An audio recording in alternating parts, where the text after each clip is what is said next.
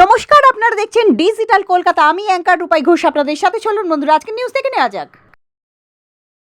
বাবা সাহেব ভীমরাও রামজি আম্বেদকরের ৬৯তম মৃত্যুবার্ষিকীর দিনে ৬ই ডিসেম্বর ২০২৫ প্রগতি বাংলা সংস্থার কর্ণধার ডক্টর অরিজিৎ কুমার নিয়োগীর উদ্যোগে ১০ ও ১১ই নভেম্বর ২০২৫ কলকাতায় পুজো ফ্যাশন কার্নিভাল ও শারদশ্রেষ্ঠ মুখ প্রতিযোগিতায় যারা বিজয়িনী তাদেরকে নিয়েই কলকাতা গোলপার্কের বিপরীতে একটা ক্যাফেতে মিলন উৎসব ও প্রেস কনফারেন্সের আয়োজন করা হয়। ৯, ১০, ১১ই ফেব্রুয়ারি ২০২৬-এ গ্লোবাল গ্ল্যাম আইকন ২০২৬ পঞ্চমতম বর্ষের ও ইন্টারন্যাশনাল কলকাতা ফ্যাশন উইক ও প্রগতি বাংলা ২১তম বর্ষের উদযাপন করা হবে এই মঞ্চের মাধ্যমে।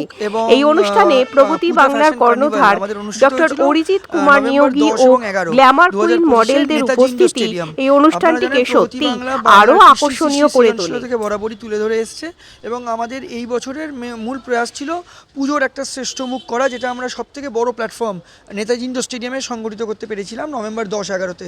এবং তাদের যে বিজয়ীরা ছিল মিস্টার মিস মিসেস কিডস এবং টিনস বিভিন্ন ক্যাটাগরিতে, তাদেরকে আজকে এখানে ডাকা হয়েছে একটা গোলপার্কের একটা ক্যাফেতে এবং ওখানে আমরা একটা ছোট্ট সেশন করছি যেখানে আমরা একটু গেট টুগেদার করছি। এবং আমাদের ফেব্রুয়ারির মাসে আমাদের যে মেগা ইভেন্টস আছে ৯, ১০, ১১ beauty pageant, global glam icon এবং IKFW international Kolkata fashion week, তার একটা কার্টেন রেজার বা প্রস্তুতি সভা এবং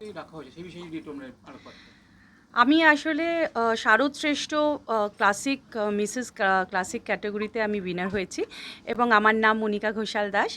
আমি এইখানে আজকে একটা প্রেস মিটে এসেছি যেখানে Good evening to everyone present here. We are here in a wonderful place that is Gold Park, Adda. I am Dr. Anindita Naha, Assistant Professor. Good evening, all of you. I am Roshni Ghosh. I participated at Sharad Shrestha Mukh at Netaji Indoor Stadium, which is organized by Dr. Arijit Kumar Niyogi sir. Thank you so much to Sir Niyogi sir and also all the judges to give me this position. I am the winner of Miss category. আমার নাম তানিশা চ্যাটার্জি, আমি হাওড়া থেকে এসেছি। I am a model আর professional Bharatanatyam dancer. প্রগতি বাংলার তরফ থেকে এসেছি। যেই শোটি হয়েছিল আমি তাতে সেকেন্ড রানার আপ হয়েছিলাম।